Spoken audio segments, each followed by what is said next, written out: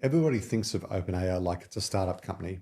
You know, people working from the kitchen table with a vision and founders who saw something that the rest of the world missed. Then they raise capital and boom, they're a success story. In fact, it's the strangest corporate entity of the modern era, and everything about it is nothing like what you imagine. Because if you thought that Sam Altman was some AI visionary, then you're completely wrong. OpenAI is more like a ruthless corporate juggernaut, except for the fact that it's deeply unprofitable and powered by nothing more than ambition and greed. So in this video, I want to explain why OpenAI is such a weird company and nothing like you imagine. Before we get into this week's video, I wanted to let you know that at the moment, we're in the middle of a crowdsource funding round. Now, the crazy part is that I'm not allowed to advertise that raise outside Australia, but nothing stops me posting information about the raise to keep the community updated. I wanted to tell you this because a few people have said in the comments, hold on, what's all this businessy stuff? I'm just here for the tech. And that's fair enough, but I do need to explain that the crowdsource funding round is really important for us. You might be surprised to learn that at the moment, I pretty much do everything on this channel myself. Of the small amount of advertising money that we've made from YouTube, I've been able to rent some better equipment, but we've also allocated a part of the money that we hope to raise to reinvest into this channel so we can make more videos with the whole team and share more of our journey with you. If you'd like to learn more, please check out our website. Thanks again for watching, and now on to this week's video. OpenAI has 11 founders, not a crazy guy with a crazy vision, but a committee of people, researchers, engineers, a Stripe executive, and 2 billionaires. And by 2026, most of them are gone. Some left within a couple of years, one left after a public falling out and went on to sue the company. So you can't really ask what did the founders believe because there's no single founder to ask. It's anything but a normal startup. So what exactly is it? Well, for a start, OpenAI was not founded for something. It wasn't started because the founder saw a big, painful problem and made it their mission to solve that problem. It wasn't a flash of inspiration at 3 a.m. when their world was crashing around them. No, OpenAI was founded against something. In 2015, there was only one AI lab which was clearly ahead, and Google had bought it. The 11 people in a room agreed that a single lab must not be the only one holding this technology, and that's their founding thesis. It's not that AI is great and transformative, but somebody else shouldn't have it all to themselves. Their founding thesis is a negative proposition, what they believe should not occur. Now, to be fair, negative coalitions can be powerful. Some political parties are negative coalitions, and they can often raise supporters and money really quickly. It's often easier to find people who disagree on something than ones who actually agree on something. But this model comes with a known failure mode, which is that the coalition dissolves as soon as the enemy disappears. So in theory, as soon as there's more than one AI lab, the whole reason for OpenAI ceases to become important. And that's because they took a shortcut. The founders, or 11 of them, never had to agree on their vision of the future. They only had to agree who was the enemy, and the enemy was Google. So when the money arrived, it arrived at a scale nobody had expected, and the money supplied the vision for them. Very sort of fantastic. In fact, we've had a chance to sort of sim ship a lot of the models you guys have built. Just tell us a little bit about what's sort of coming as far as the model roadmap itself.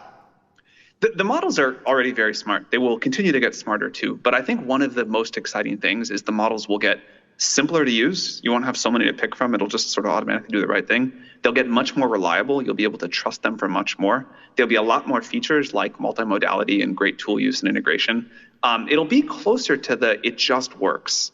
You know, I can talk to it. I can do a complicated coding agentic thing. I can rely on it. And I think people are going to be surprised at how fast we're going to make progress in those directions. You may be surprised to learn that OpenAI was launched as a non-profit. There was $1 billion pledged and no returns were expected. But that didn't last long when Microsoft showed up with a big checkbook. When they did, they bolted on a capped for-profit entity which allowed investors to earn up to 100 times more than their initial investment. And everything else above that went back to the non-profit. And to be honest, it probably would have been better if it stayed that way. That's a very generous return to investors, and it should have been more enough.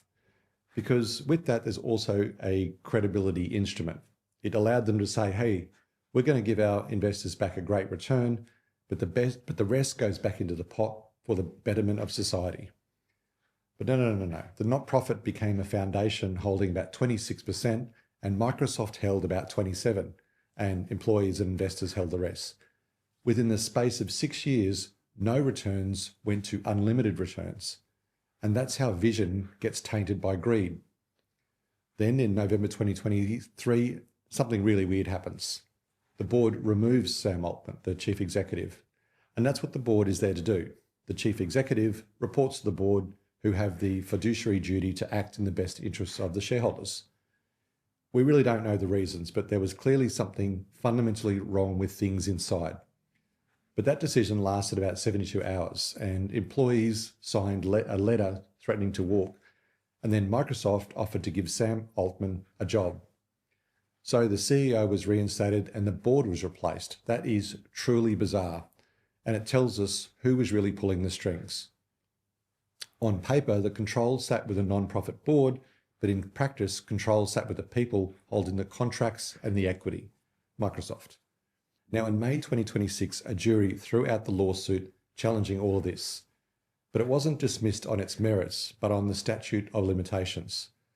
In February 2023, Elon Musk posted a tweet that the entire tech world laughed at. He called OpenAI a closed-source, maximum profit company, effectively controlled by Microsoft. Tech journalists called him bitter. Podcasters said he was jealous. Everyone said Musk was angry he got left behind, and now he was throwing a tantrum. But every single thing Musk warned about has come true. Not because Musk is some kind of prophet, but because he had watched Sam Altman work from the inside for years. And once you understand how Altman actually operates, OpenAI stops looking like a mission to save humanity. It starts looking like something else entirely. Elon Musk had unfortunately waited too long to make his move to set things right. 3 things fall out of this. The first is governance. Every organization has a value statement. OpenAI went further than any company in history. They wrote their values into a legal structure and gave the board the power to enforce them. But when push come to shove, it meant nothing. Second is control. The board had the authority, but they didn't really have control. Turns out that a few $1 billion gives you a lot more clout than you might be thinking. The third is that negative visions don't survive. Now, none of this means that OpenAI won't survive. But if it does succeed, then it's a damning indictment of what a successful company should look like. And I don't think that's a model that anybody should try to emulate.